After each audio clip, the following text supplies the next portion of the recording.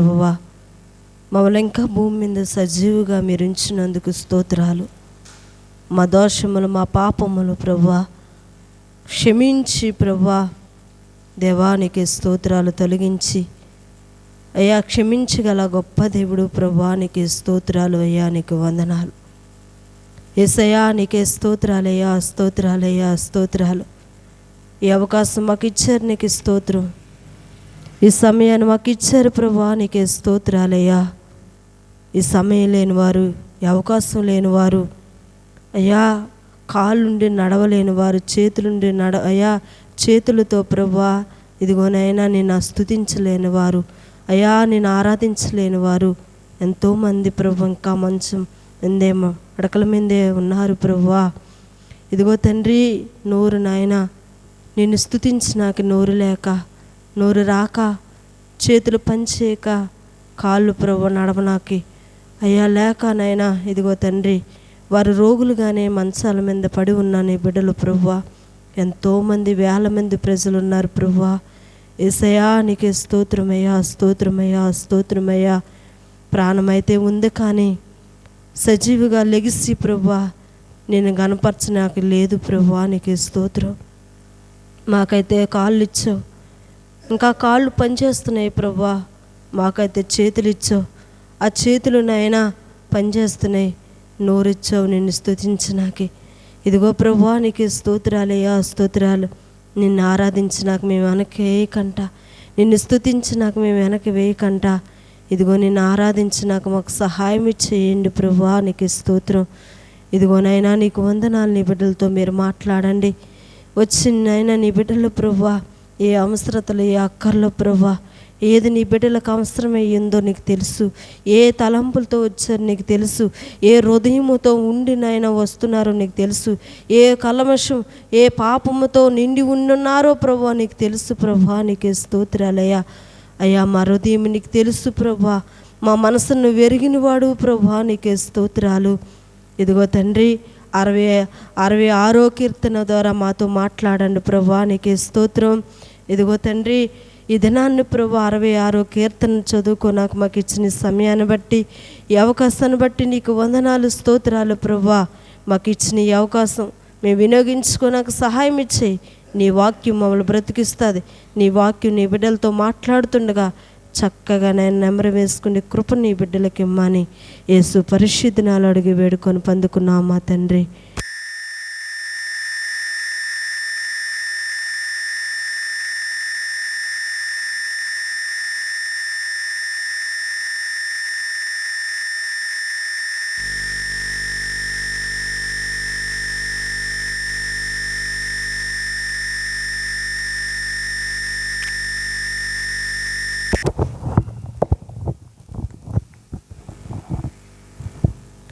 హల్లెలూయా.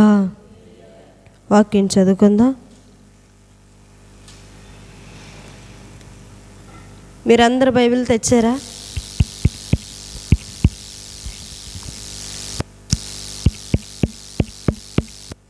Bible నేను తెచ్చాను అన్నవారు మీ బైబిల్ తెరిచి చక్కగా ఏ వాక్యం చదువుకుంటున్నామో, ఏ వచనం మనం చదువుకుంటున్నామో అది మీరు వినినట్లయితే మేము ఇక్కడ మిమ్మల్ని మేము మరచచ్చు, కానీ దేవుడి వాక్యం మిమ్మల్ని మరవదు. హల్లెలూయా, హల్లెలూయా.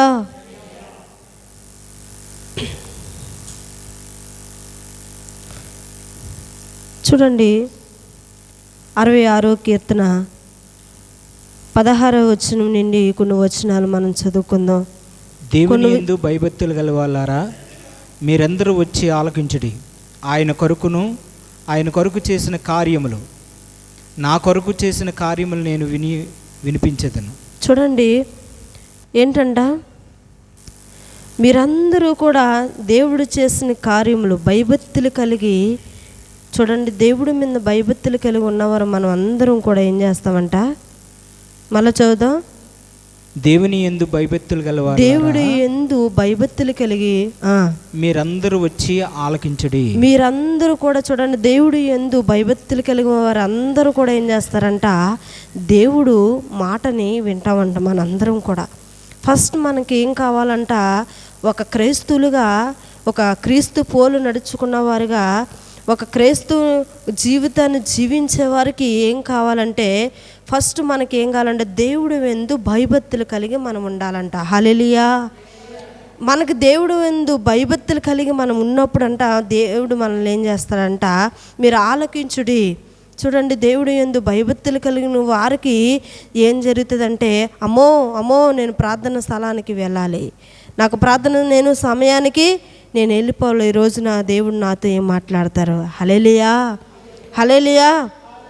దేవుడు వాక్యం నాతో ఏమని మాట్లాడుతుందో, దేవుడిని చేసిన మేలులు, దేవుడు చేసిన, ఇదిగో నా ప్రాణం ఇచ్చిన దేవుడు, నేను ఇంకా భూమి మీద ఉన్నాక దేవుడు నాకు సహాయం చేశాడు.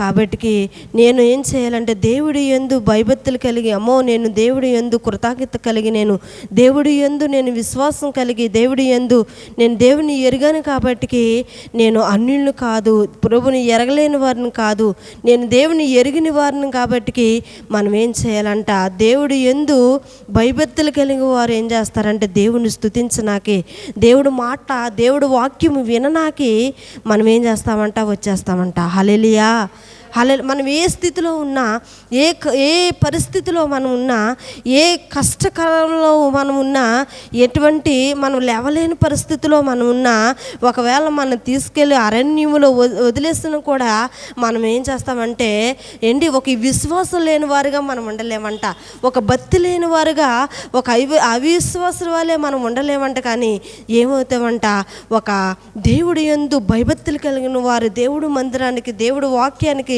దేవుడి దగ్గరికి, దేవుడి స్థలానికి, దేవుడు పరిశుద్ధమైన స్థలానికి మనం వచ్చేస్తామంటండి. ఎప్పుడు అంటే దేవుడి యందు భయభక్తులుగా. అందుకనే ఫస్ట్ అన్నాడు ఏమనంటే, నువ్వు దేవుడి యందు భయభక్తులు కలిగి ఉండుట మనం నేర్చుకోవాలి. హల్లెలూయా, హల్లెలూయా. మనము ఫస్ట్లో మనం ఏం చేస్తామంటే, మందిరానికి రాగా కొద్ది రోజులు అవగానే మనం ఏమనుకుంటామంటే, నేను పరలోకము చేరిపోవాలి, నేను ఎప్పుడు కూడా ఈ రోజు నుండి నేను రక్షణ పొందుకుంటున్నాను కాబట్టి, ఈ రోజు నుండి నేను దేవుని ఎరుగుంటున్నాను కాబట్టి, ఇంక ఈ రోజు నుండి కూడా నేను జీవితాంతకాలం దేవుడితోటే ఉండాలి, దేవుడితో కలిసి ఉండాలి, దేవుడి దగ్గరే ఉండాలి అనుకుంటాం. కానీ రక్షణ పొందుకున్న తర్వాత, దేవుడి దగ్గరకు వచ్చిన తర్వాత, బాప్టిజం తీసుకున్న తర్వాత మనం ఏం చేస్తామంటే, రోజులు ఏమైపోతామంటే భక్తిలో ఉండి తొలగిపోతుంటాం. భక్తిలో ఉండి మనం ఏం చేస్తామంటే తొలగిపోయి మనం ఏమైపోతామంటే భక్తిహీనులు. దేవుడు అంటున్నాడు, దేవుడు యందు భయభక్తులు కలిగి నువ్వు ఉండు, దేవుడు యందు భయభక్తులు కలిగి నువ్వు నడుచుకోమంటున్నాడు. మనం ఏం చేస్తామంటే భయభక్తులు కలిగి మనం ఉండడం అటు పెట్టితే భక్తిహీనులతో మనం ఏం చేస్తామంటే కలిసిపోతాం. అందుకనే ఆరంభ దినములో మనం ప్రభు దగ్గర వచ్చిన దినాల్లో చాలా ఆసక్తితో వస్తాం, చాలా ఆశగా ఉంటుంది, చాలా దేవుడు అంటే చాలా గౌరవం ఉంటుంది, దేవుడు అంటే చాలా ప్రేమ ఉంటుంది, దేవుడు అంటే చాలా ఆత్మీయత ఉంటుంది, దేవుడు అంటే చాలా ప్రేమగా పిచ్చిగా ఉంటుంది. చూడండి, మనం వచ్చిన ఆరంభ దినాల్లో, దేవుని ఎరిగిన దినాల్లో చూడండి, మనము కొన్ని కోరికలు కోరుతాం, దేవుడికి కొన్ని మొక్కుబడులు చేసుకుంటాం, ఏమనంటే నాకు ఈ కోరిక తీరాలి, ఆ కోరిక తీరాలని మనం ఏం చేస్తామంటే ఇంకా రక్షణ పొందుకోము ఆరంభం దినాల్లో. ఆ క్షణంలో దేవుడిని అడిగిన తర్వాత దేవుడు మనకి ఏం చేస్తాడంటే, మన సంగతి తెలుసుండే దేవుడు మనల్ని ఏం చేస్తాడంటే పరిశీలిస్తుంటాడు. ఆ పరిశీలించి ఏం చేస్తాడంటే నువ్వు అన్న ప్రతి కోరిక కూడా తీరుస్తుంటాడు.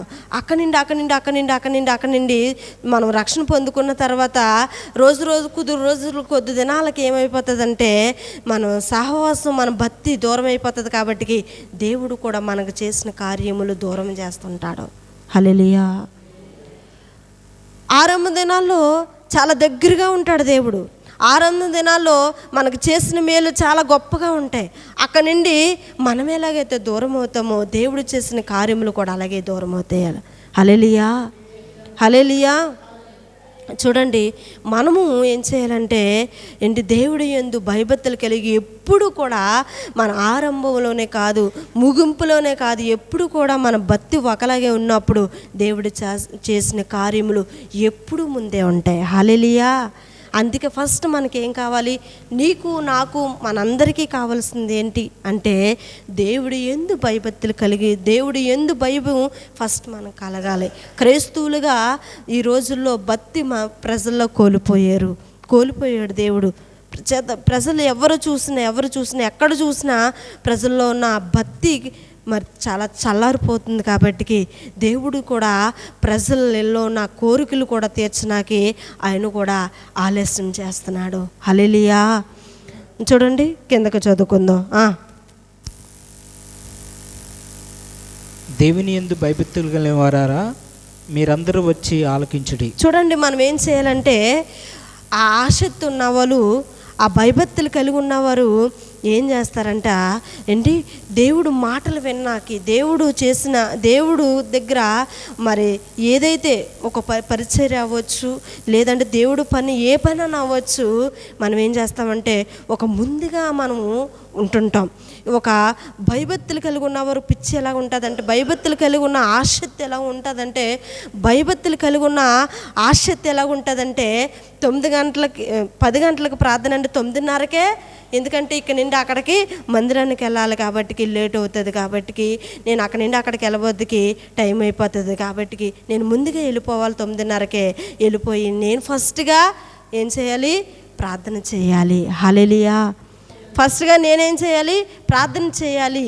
పాస్టర్ గారు నాకు అవకాశం ఇస్తే నా నోటు ద్వారా నేనేం చేయాలంటే దేవుణ్ణి గణపరచాలి. అటువంటి ఆసక్తి కలిగి మనం ఉంటాం. చూడండి, మరి చాలామంది మనం చూస్తున్నాం కాబట్టి మరి చాలామంది భక్తి చల్లారిపోతుంది. కాబట్టి ఏమవుతుంది? వాక్యం మందిరాన్ని చర్చికి వెళ్తే ఏదో నా కోసం పాస్టర్ గారు నా కోసం చెప్పారు, అది కాదు. చూడండి, దేవుడు వాక్యం విన్నాక మనం మందిరానికి వస్తున్నాం, దేవుడు కోసం మనం వస్తున్నాం, దేవుడు మాట విన్నాక దేవుడు వాక్యం మనల్ని బ్రతికిస్తుందని వస్తున్నాం. మనుషులు నీతో మాట్లాడుతుందని కాదు, మనుషులు నీ కోసం మాట్లాడుతుందని కాదు, నువ్వు దేవుడు కోసం వస్తున్నావు. కాబట్టి దేవుడు నిన్నేం చేస్తాడు? నీవు దేవుడు యందు భయభక్తులు కలిగి ఉన్న నీవు రా, నీ కోరిక, నీకు కావలసిన అవసరత ఒక దైవజనుడిగా కాదు, ఒక దేవుడిగా నీ అవసరత, నీకు కావలసిన అవసరత దేవుడు తీరుస్తాడు. హల్లెలూయా. చదువుకుందాం కిందకెళ్ళ. ఆయన నా కొరకు చేసిన కార్యములను నేను వినిపించెదను. చూడండి, ఆయనక మనం వచ్చిన మనకి ఏం చేస్తాడంట? ఆయన చేసిన కార్యములు మనం ఏం చేస్తామంట? మన కోసం చేసిన కార్యములు మనం ఏం చేస్తామంటే వివరిస్తాం, ప్రజలకి అనేక మందికి చెప్తాం, ఇరుగువారికి పొరుగువారికి కూడా చెప్తాం. చూడండి, ఒక కుమారుడు మందిరానికి వెళ్ళాడంట. ఒక యవనస్తుడు ఒక తమ్ముడు మందిరానికి వెళ్తే ఆ తమ్ముడితో మరి సేవకులు చెప్పారంట, ఇలాగా మీ ఇరుగు పొరుగు వారికి, మీ తెలియలేని వారికి, అమ్మా ఉన్నారా ఇక్కడ, ఎక్కడికైనా వెళ్తున్నారా, చల్లగా ఉన్నట్టుంది, ఫ్యాన్ ఆపేనా, హల్లెలూయా, మంచిగా నిద్రపోతున్నారు, ఇంటి దగ్గర నిద్రపోవట్లేదా ఏంటి, ఇంటి దగ్గర సమయం ఉండట్లేదా మీకు నిద్రపోనాకి? వచ్చింది ఒక అరగంట, గంట దేవుడు వాక్యం వినండి. హల్లెలూయా. మంచిగా నిద్రపోనంత సమయం అంత నిద్ర వస్తుంది మీకు. దేవుడు వాక్యం వినకంట సాతాను ఏం చేస్తాడంటే ఈ సమయం నీకు మంచి నిద్ర తెప్పిస్తాడు, అజాగ్రత్త తెప్పిస్తాడు, అనేకమైన ఆలోచనలు తెప్పిస్తాడు. నువ్వు వాక్యమే వింటావా, ఆలోచనలోకి వెళ్తావా? హల్లెలూయా. చూడండి, ఒక తమ్ముడు మందిరానికి వెళ్ళాడు. మందిరానికి వెళ్ళి కూర్చున్న తర్వాత సేవకులు అన్నారంట, నాన్న నీ ఫ్రెండ్స్ వారికి దేవుడు వాక్యం చెప్పు, దేవుడి కోసం చెప్పు, నీ తల్లిదండ్రికి దేవుడి కోసం చెప్పు, మీ అక్క చెండ్రికి దేవుడి కోసం చెప్పు అని పాస్టర్ గారు చెప్పారంట. తను అనుకున్నాడంట, తను 6 వారికి దేవుడి కోసం తెలిసి రావాలి కానీ ఎందుకు నేను చెప్పాలి అని మందిరాన్ని మానేశాడంట. నేను అడిగాను, అక్క ఇలాగలాగా మరి వారికి ఇష్టమై వాళ్ళు రావాలి తప్ప ఒకరు చెప్తే రావడమేంటి, నాకు అది ఇష్టం లేదు, అలా చెప్పమను. నేను కొంతమంది పాస్టర్ గారుల దగ్గర విన్నాను, అదేమైనా తప్ప? నీ చేసిన చూడండి, అక్కడ చదువుకున్న మీరు అందరూ కూడా బైబిల్ చూస్తే మీకు అర్థమవుతుంది. లేదంటే నా సొంత మాటలో దేవుడి వాక్యమో చెప్పాలని ఉందో లేదో, దేవుడు యందు భయభక్తులు కలిగి ఉన్న వారు ఏం చేస్తారంట? దేవుడు చేసిన కార్యములు చూడండి, 16వ వచనం, 66వ కీర్తన 16.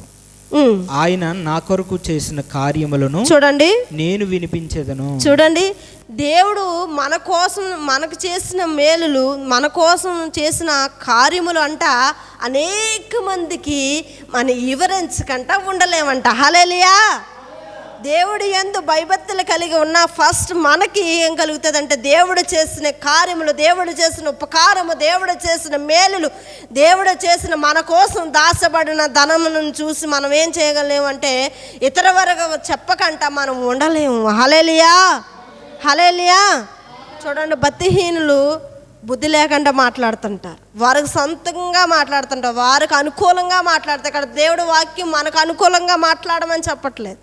నీకు అనుకూలంగా నీకు ఇష్టమైనప్పుడు నన్ను స్తుతించమని, నీకు ఇష్టం లేనప్పుడు నీకు బ్రెయిన్ బాగా పనిచేస్తున్నప్పుడు ప్రార్థించు, నీకు బ్రెయిన్ బాగా కన్ఫ్యూజ్లో ఉన్నప్పుడు ప్రార్థన చేయొద్దని చెప్పట్లేదు. చూడండి, దేవుడి యందు మనం అందరం కూడా ఫస్ట్ ఏం చేయాలంటే భయభక్తులు కలిగి ఉన్నాం. మనకి ఆయన చేసిన కార్యములు మనం వివరించకంట మనము ఉండలేము. హల్లెలూయా. నేనన్నాను అది తప్పు కాదు కదా.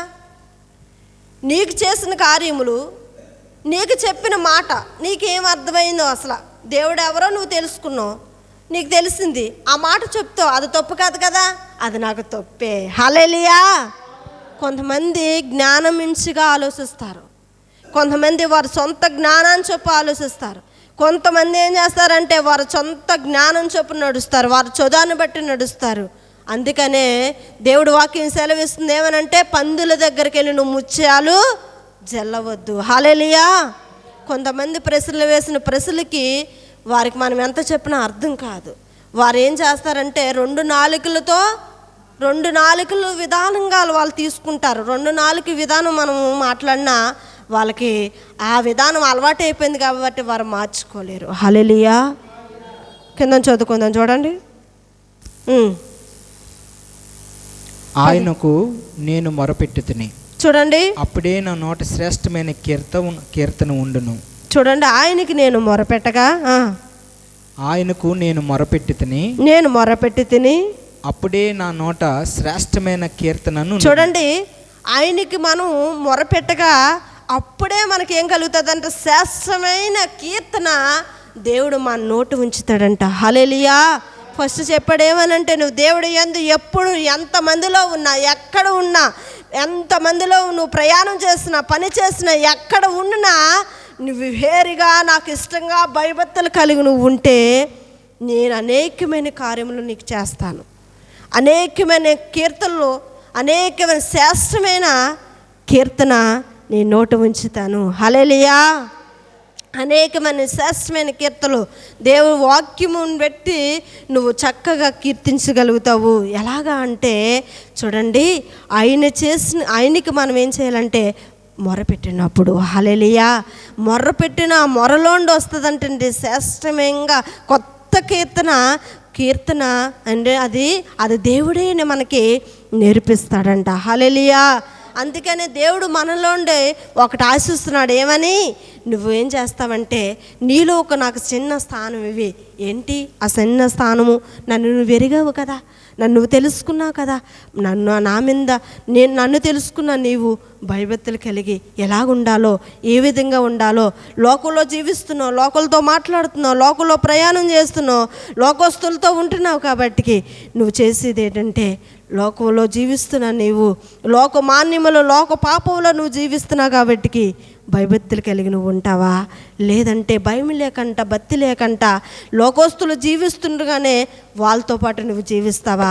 ఒకవేళ అలాగా నువ్వు జీవించినట్లయితే దేవుడు చేసిన కార్యములు నువ్వు అనేక మందికి చెప్పలేవు.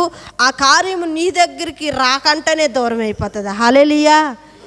ఆ కార్యం నీ దగ్గరే ఉన్నదనుకుంటావు, నీకు చేస్తాడు అనుకుంటావు, కానీ అది దేవుడు నీకు ఎప్పుడైతే భయభక్తులు కలిగిన ఆ భయమన్న దేవుడందు ఆసక్తి, దేవుడి యందు ప్రేమ, దేవుడి యందు ఒక నిరీక్షణ ఎప్పుడైతే నీలోండు కోల్పోయిందో దేవుడు చేసిన కార్యము కూడా అది దూరం అవుతుంది. హల్లెలూయా.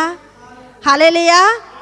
దేవుడు ఒక మంచి దేవుడు, ఆయన నిన్ను ప్రేమిస్తున్న దేవుడు. హల్లెలూయా.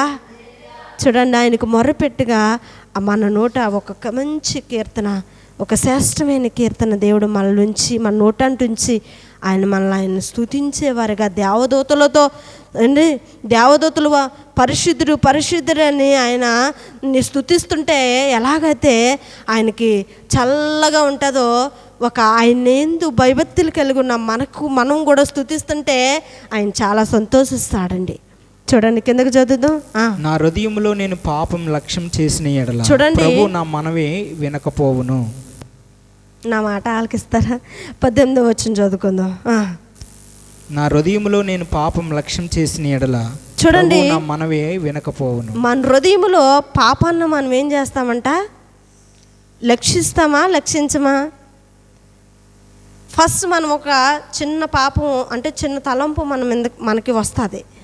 దాన్ని మనం ఏం చేస్తామంటే లక్షించడం అంటే దాన్ని ఇంకా మనం ఏం చేస్తామంట? రెట్టింపు మనం చేసుకుంటామంట. దాని మీద ఇంకా ఇంట్రెస్ట్ మనం పెంచుకుంటాం. దాన్ని ఇంకా మనలోని దాన్ని ఏం చేసుకుంటామంటే పెంచుకుంటాం. కిందకి ప్రభువు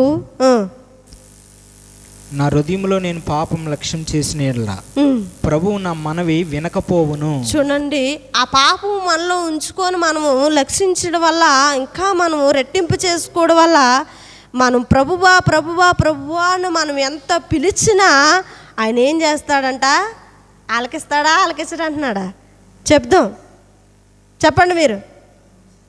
ఆలకిస్తానంటున్నాడా ఆలకించడంటున్నాడా? ఆలకించను. ఆ పాపం నీలో ఉంచుకొని నా మీద కాకుండా, నా మీద భయభక్తులు కలిగి కాకుండా నువ్వు వేరొకల మీద నువ్వు మరి ఒక మనిషిని నేను సృష్టించాను, ఆ మనిషి మీదే నీ హృదయం అంతా ఉంచుకుంటే నేను అంగీకరించగలను. అందుకే దేవుడు అంటున్నాడు, నేను లక్ష్య పెట్టను, నేను ఆలకించను. నువ్వు ప్రభువా ప్రభువా అని పిలిచినా సరే, ప్రభువు మీద నేను దృష్టి వెళ్ళినా సరే, ఆ పాపం మనలో ఉంచుకున్న తర్వాత దేవుడు ఏం చేస్తున్నాడంటే నేను ఆలకించను అంటున్నాడు. నిశ్చయముగా దేవుడు నా మనం అంగీకరించి ఉన్నాడు. ఆయన నా విజ్ఞాపన ఆలకించి ఉన్నాడు. దేవుడు నా ప్రార్థనలు త్రోసివేయలేదు, నా యొద్ద నుండి తన కృపను తొలగింపలేదు. చూడండి, ఆయన సన్నతింపబడును గాక. చూడండి 19వ వచనం 20వ వచనంలో ఏమని రాయబడిందంటే, మన ప్రార్థన వినడు, మనము ఆయన ఆలకించడు. కాబట్టికి మనం ఏం చేయాలంటే మన పాపాన్ని మనం విడిచిపెట్టుకొని ఫస్ట్ మనం ఏం చేయాలంటే దేవుడి యందు భయభక్తులు కలిగి దేవుడికి ఇచ్చిన స్థానం మనం ఇచ్చి దేవుడి యందు మన లక్ష్యం ఉంటే చూడండి, మన ప్రార్థన తోసివేయకంట ఆయన ఆలకిస్తాడు. హల్లెలూయా. చివరిగా నేను చెప్పవలసింది ఏంటంటే, ఈ 2వ వచనంలో మన ప్రార్థన ఆయన ఆలకిస్తాడు, మన మొర ఆయన ఆలకిస్తాడు, మన విజ్ఞాపన ఆయన ఆలకించాలంటే ఫస్ట్ దేవుడికి కావాల్సింది ఒకటే, నన్ను పరిశీలిస్తుంది ఒకటే, ఏంటి తెలుసా? దేవుడు యందు భయభక్తులు కలిగి నువ్వు ఉంటావా అని అడుగుచున్నాడు. హల్లెలూయా. నువ్వెక్కడ ఉన్నా, నువ్వేం చేసినా, నువ్వే ప్రయాణంలో ఉన్నా, ఏ పని చేసినా, ఎంతమందిలో నువ్వు ఎక్కడికి వెళ్ళినా నీలో ఉన్న ఆ భక్తి, నా మీద ఉన్నా నీకు ఆ భక్తి, నన్ను ఎరిగిన నువ్వు నా యందు భయభక్తులు కలిగి ఉంటావా లేదంటే ఫస్ట్ మనల్ని పరిశీలించిన ప్రశ్న అది కానీ మనకుంటే ఇవన్నీ మనం పొందుకోగలుగుతాం. అటు కృప దేవుడు మనకిచ్చిన గాక. మహాపరిశుద్ధుడా నీకు వందనాలు. మోకాళ్ళ మీదకి వద్దాం, ప్రార్థన చేసుకుందాం. పరిశుద్ధమైన తండ్రి నీకు వందనాలు, స్తోత్రాలు యేసయ్యా, స్తోత్రాలు ప్రభువా. ఇదిగోనైనా కీర్తనలో ప్రభు 66వ అధ్యాయము 16వ వచనంలో నువ్వు మాట్లాడావు ప్రభువా. దేవుడి యందు భయభక్తులు కలిగి మీరుండిన ఎడల అనేకమైన కార్యములు మీరు వివరించుదురు, అనేకమైన కార్యములు మేము చూస్తాం ప్రభువా. దేవానికి స్తోత్రం, యేసయ్యా నీకే స్తోత్రమయ్యా. మా ప్రార్థన, మా విజ్ఞాపన, మా మొర మీరు ఆలకిస్తారు ప్రభువా. అయ్యా, మా నోట కొత్త కీర్తన మీరు ఉంచుతారు ప్రభువా. యేసయ్యా నీకే స్తోత్రం. ఆ కీర్తన మేము ఉంచింది కాదు, మేము నేర్చుకున్నది కాదు, అది నీవే ఉంచుతావు, నువ్వే నేర్పిస్తావు ప్రభువా. ఫస్ట్ మమ్మల్ని నువ్వు అడుగుచున్నావు, నా యందు నీకు భయభక్తులు కలిగి నువ్వు నడుచుకుంటున్నావా లేదంటే ఆరంభంలోనే భక్తి కలిగి ఉన్నావు, ఆరంభ దినాల్లోనే నా మీద విశ్వాసం కలిగి ఉన్నావు, ఆరంభంలో నా యందు భయభక్తులు కలిగి ఉన్నావు. నీలో ఉన్న భక్తి ఈరోజు చల్లారిపోయింది, ఏం చేస్తావు అని అడుగుచున్నావు ప్రభువా. రెట్టింపు చేసుకుంటావా? నీ ప్రార్థన నేను తోసివేయనంటున్నావు. రెట్టింపు చేసుకుంటావా? నీ ప్రార్థన నేను అంగీకరిస్తానంటున్నావు. రెట్టింపు చేసుకుంటావా? నీకు నేను సమీపంగా ఉంటానంటున్నావు. రెట్టింపు చేసుకుంటావా? నీ నీ నీ ప్రార్థన నేను సవియగ్గుతానంటున్నావు ప్రభువా. భయభక్తులు కలిగి ఉండే జాబితాల్లో మేము ఉన్నామా? భయభక్తులు కలిగి భయాన్ని విడిచిపెట్టి భర్తను విడిచిపెట్టిన ఆ స్త్రీ ఎలాగైతే తిరుగుతుందో అలా మేము తిరుగుతున్నామా? ఈరోజు మమ్మల్ని పరిశీలిస్తున్నావు ప్రభువా. ఈ దినాన్ని మమ్మల్ని అడుగుతున్నావు ప్రభువా. భయభక్తులు కలిగి దేవుడు ఏందో భయభక్తులు కలిగి నువ్వు ఉండు. నీకు నేను చేసిన ప్రతి కార్యములు నువ్వు చూసేదువు. అనేకమైన కార్యములు నువ్వు చేసిన కార్యములు నేను చూస్తాను. ఫస్ట్ మాకు కావలసిన నీవేందో భయభక్తులు కలిగి, నీ యందు భక్తి కలిగి, నీ యందు విశ్వాసం కలిగి, నీవంటే మాకు భయము, నీవంటే నీ దగ్గర ఎలా ఉండాలో, నీ దగ్గర ఏ విధంగా ఉండాలో, నిన్ను అంగీకరించిన మేము నీ దగ్గర మేము ఎలా నడుచుకోవాలో. దేవానికి స్తోత్రం. లోకస్తులు ఎంతోమంది ఉన్నారు, లోకంలో ఎంతోమంది ఉన్నారు ప్రభువా. దేవా, దేవుడు చూస్తాడా? దేవుడు చేయొద్దన్నాడా? దేవుడు అక్కడికి వెళ్ళొద్దన్నాడా? దేవుడు తినొద్దన్నాడా? దేవుడు ఇలా మాట్లాడొద్దన్నాడా? దేవుడు ఇలా ఎంజాయ్ చేయొద్దన్నాడా? ఎన్నో ప్రశ్నిస్తాం ప్రభువా మేము. ఫస్ట్గా నువ్వు ఒకే ఒకరు మమ్మల్ని ప్రశ్నించావు. ఫస్ట్గా మమ్మల్ని ఒకటే అడుగు, దేవుడు ఎందు నా ఎందు నువ్వు భయభక్తులు కలిగు నడుచుకుంటున్నావా అని అడిగావు ప్రభువా. దేవా నీకు వందనాలు, వందనాలు. మా భక్తిలో అదొకటి చాలు నువ్వు అడగ నాకే. మా భక్తిలో అదొకటి చాలు నువ్వు ప్రశ్నించు నాకే. మేము ఏ విధంగా నడుస్తున్నామో, ఏ విధంగా భక్తి చేస్తున్నామో మాకు అర్థమైపోయింది ప్రభువా.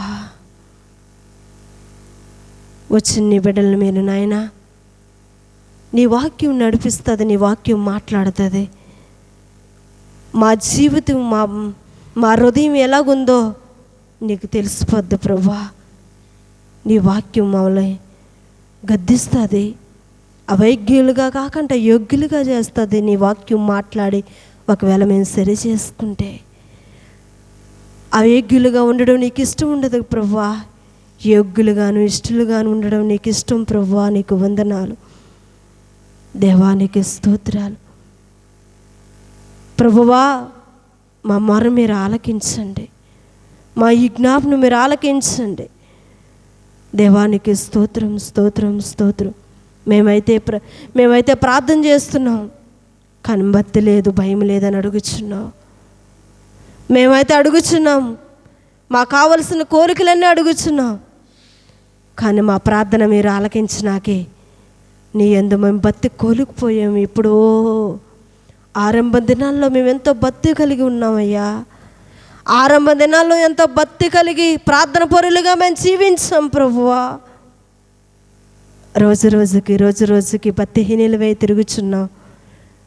భక్తి కలిగి నువ్వు ఉండమంటే భక్తిహీనులతో తిరుగుతున్నాం. అందుకే భక్తి లేని వారిగా మారిపోతున్నాం ప్రభువా. యేసయ్యా నీకు వందనాలు, స్తోత్రాలు. నీ కృప కాపుదల నీ బిడ్డల మీదుంచి నీ వాక్యము మమ్మల్ని బ్రతికిస్తుందయ్యా.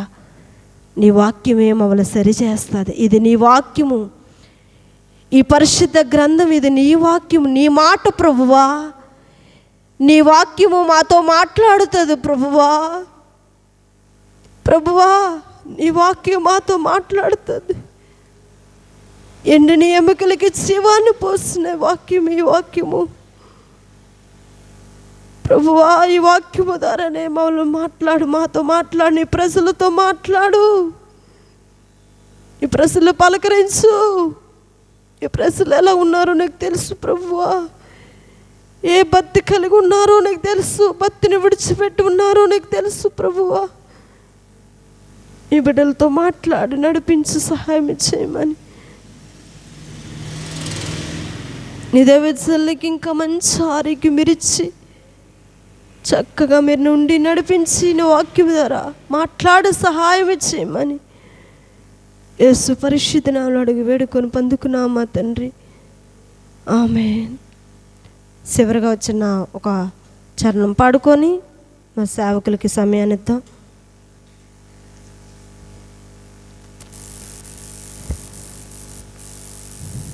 శాశ్వత ప్రేమతో నన్ను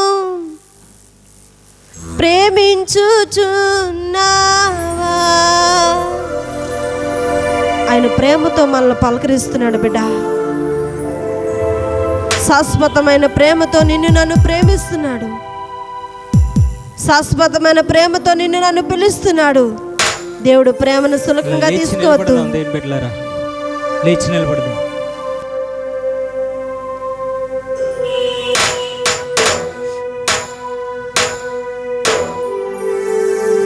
శాశ్వత ప్రేమతో నన్ను ప్రేమించుచున్నావు. విడవక నా ఎడలని కృప చూపుచున్నావు. అందరూ చేతుల పైకి ఎత్తి దెబ్బలు కొట్టుకుందాం. మీరు రెండు చేతుల పైకి ఎత్తి దెబ్బలు కొడదాం. దేవుని స్తుతించిన వెనకాడేయద్దు. మీ స్వరముతో దేవుని స్తుతిద్దాం.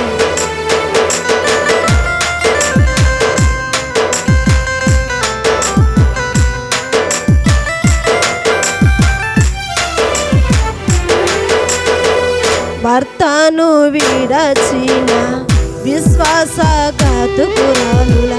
అటు ఇటు తిరుగుచున్నావు. భర్తను విడచిన విశ్వాసఘాతుకురాలుల అటు ఇటు తిరుగుచున్నావు. నా జీవితములో నూతన క్రియగా, నా జీవితములో నూతన క్రియగా నూతన వందన చేసితివే. మనసును నీతిని నిలిపితివే. నూతన వందన చేసితివే. మనసును నీతిని నిలిపితివే. నా జీవితములో నూతన క్రియగా, నా జీవితములో నూతన క్రియగా నూతని వందన చేసితివే. మనసును నీతిని నిలిపితివే. హల్లెలూయా. చూడండి, ఫస్ట్ మనకేం కావాలంట? దేవుడు యందు భయభక్తులు కలిగి మనం ఉన్నప్పుడంట, చూడండి, నా జీవితములో నూతన క్రియగా కృత నివందన చేసితివే.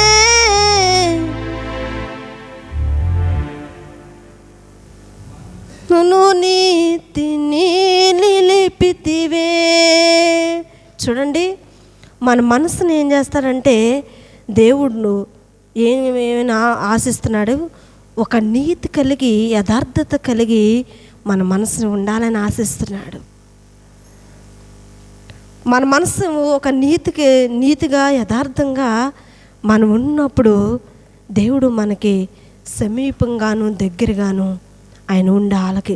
మనకు దగ్గరగా ఉండే దేవుడు, ఆయన దూరం చేసుకుంటావా? ఆయన కలిగి ఉంటావా? ఆయనతో సహవాసం కలిగి ఉంటావా? ఆయన విడిచిపెట్టి నువ్వు నేను తిరుగుదామా? హల్లెలూయా. దేవుడు ప్రేమకి దగ్గరగా ఉంటే చాలా బాగుంటుంది. దూరంగా ఉంటే ఆ శిక్షకి మనం తట్టుకోలేమండి. హల్లెలూయా. చూడండి, ఒకసారి అలా పడుకుందాం. నా జీవితములో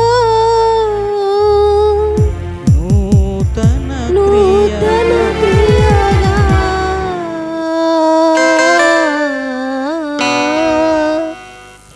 మనసును నీతిని నిలిపితివే. నా జీవితములో నూతన క్రియగా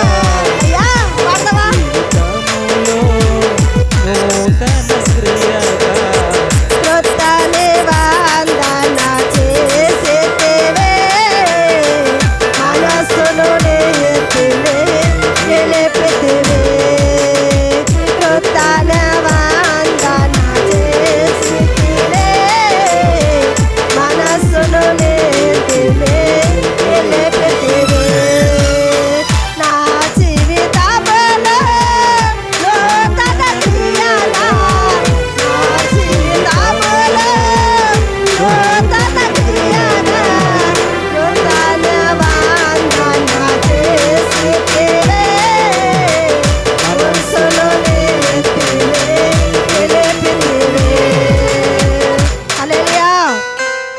చూడండి, మన జీవితంలో నూతనమైన కార్యములు దేవుడు చేయడానికి సమర్థుడు. హల్లెలూయా. నూతనమైన కార్యము నీ జీవితంలో, మన జీవితంలో, మన అందరి జీవితంలో ఏ కోరిక అవ్వచ్చు, నూతనమైన కార్యము దేవుడు చేస్తాను అని వాగ్దానం ఇస్తున్నాడు. నమ్ముతావా? హల్లెలూయా.